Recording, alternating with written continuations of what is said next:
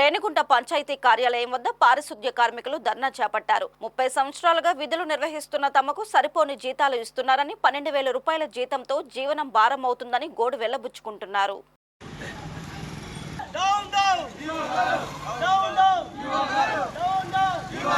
ఈ సందర్భంగా ఏఐటియుసి శ్రీకాళహస్తి నియోజకవర్గ ప్రధాన కార్యదర్శి వైఎస్ మణి మాట్లాడుతూ పారిశుద్ధ్య కార్మికులకు యూనిఫామ్ అలవెన్స్, ఈఎస్ఐ, పిఎఫ్ వంటి సదుపాయాలను కలుగజేయాలని, జీతాలు పెంచాలని విజ్ఞప్తి చేశారు. శ్రీకాళహస్తి నియోజకవర్గం ఎమ్మెల్యే బొజ్జల సుధీర్ రెడ్డి స్పందించి కార్మికులకు న్యాయం జరిగేలా చర్యలు తీసుకోవాలని కోరారు.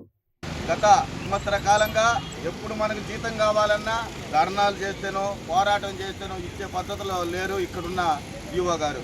ఈవో గారు చెప్తున్నది ఒకటే, నేను వచ్చి 2.5 నెల అయిందయ్యా, నాకేం తెలుసు అంటున్నారు. మీరు 2.5 నెల కాదు, 2.5 రోజే ఉండొచ్చు. మీ తండ్రి స్థానం మీలో మీరున్నారు. మీరు తీసుకోవాల్సిన చర్యలు మీ చేతుల్లో ఉన్నాయి. మీరు అధికారం చేతిలో పెట్టుకునేసి మీరు ఎందుకు ఈ విధంగా వీళ్ళ జీవితాలతో ఆడుకుంటున్నారు? 1వ తారీఖు కూర్చున్నప్పుడు మీరు ఏం చెప్పారు? వారం రోజులు టైం అడిగారు. మేము వాళ్ళని ఒప్పించి, కార్మికులను ఒప్పించి 10 రోజులు టైం ఇప్పిస్తే మీరు 10 రోజుల్లో కనీసం మీ బేరసారాలు ఆడుకుంటున్నారు, మీ అష్టాచమ్మ ఆడుకుంటున్నారు తప్ప కార్మికుల సమస్య పైన మీరు స్పందించిన తీరేది ఇదేనా? మీరు కనీసం ఈఎస్ఐ, పిఎఫ్లు వీళ్ళు పడుతున్నారు. వీళ్ళ ఖాతాల్లో ఎందుకు జమ చేయడం లేదు? మీరు చేత కాకపోతే ఇంటికి వెళ్ళండి. మీరు వెళ్ళరా చెప్పండి, మేమే పంపించేస్తాం. ఈరోజు మాకేం కొత్త కాదు, ఇన్ని కూడా పంపించడమో మాకేం కొత్త కాదు.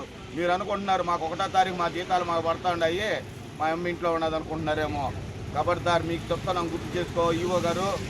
ఈరోజు మీకు ఉన్న సర్వీస్ కాలం మీరు జీవితం జైల్లో గడపాల్సిన సమయం ఆసన్నమైంది. గుర్తుంచుకోండి, ఈ కార్మికుల శ్రమని పందు కుక్కల్లా దోచుకు తినడం అలవాటైపోయిన అధికారులు, ఈవో నువ్వు రావచ్చు, ఇంకొకరు ఉండొచ్చు, వీళ్ళ చెమట చుక్కల్ని నాకడం రుచి చేస్తున్న మీరు వాళ్ళ రక్తాన్ని తాగుతున్నారని మీకు హెచ్చరిస్తున్నాం. ఇప్పుడైనా కళ్ళు తెరిచి వారికి రావాల్సినటువంటి న్యాయమైన డిమాండ్స్ పరిష్కారం చేస్తారా, లేదా మీరు ఇంటికి వెళ్తారా?